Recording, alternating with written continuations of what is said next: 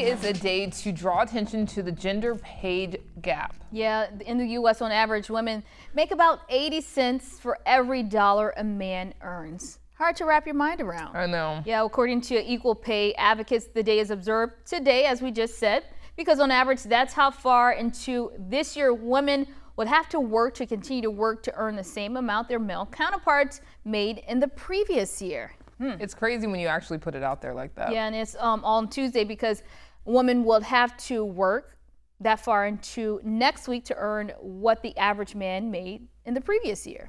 And joining us now is BNC Chief Legal Analyst, Dr. Laura McNeal. Thank you so much for joining us today. Thank you. I'm always happy to come on. All right, well, this first question, what are the causes of gender pay gap?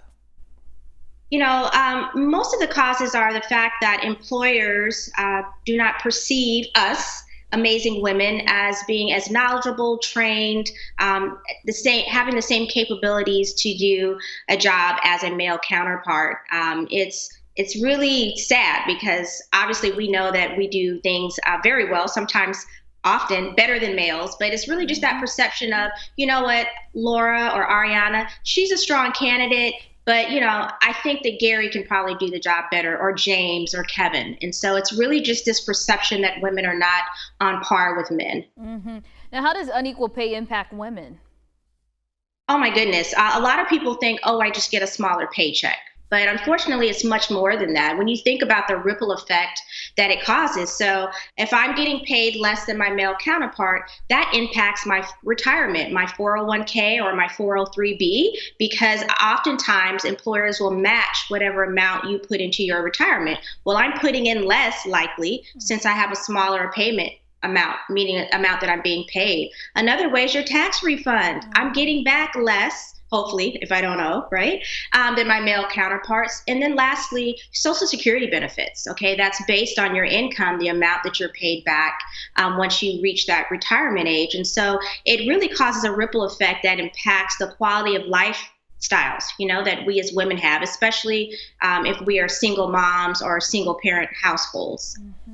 And how do we solve the gender pay gap as women so we can get paid the fair wage?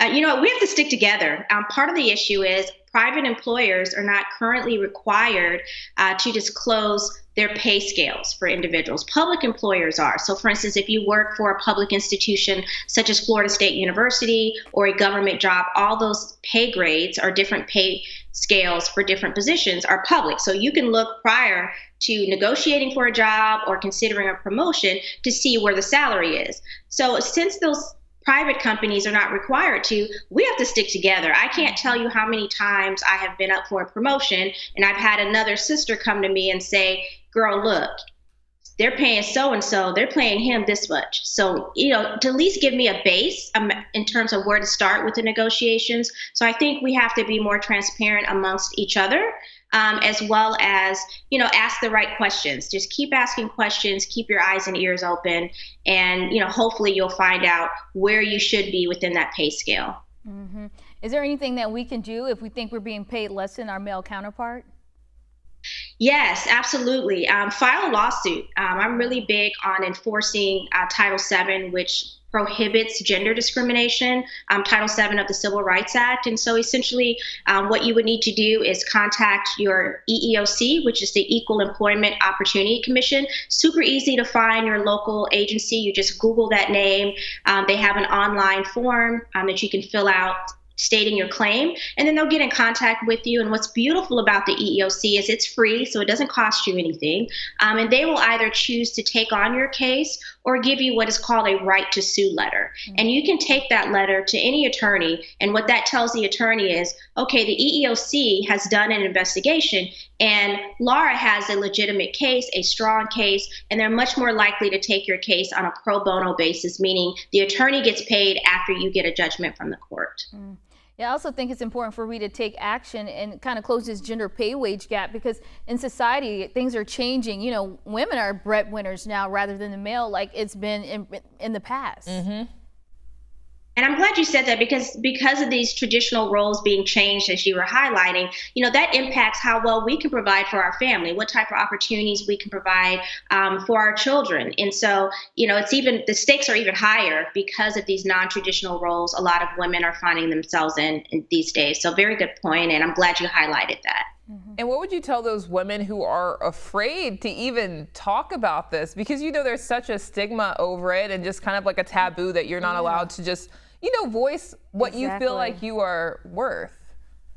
Yeah, to be honest, it is difficult. It takes courage, and a lot of the fear is I don't want to have repercussions as a result. I don't want to be retaliated against. Essentially, I don't want to tick my boss off, right? And as a result, have other negative employment consequences. But the reality is, I think there's strength in numbers, and so I always encourage women as a whole. Like if there's a group of supervisors or people in management position, or if you're working.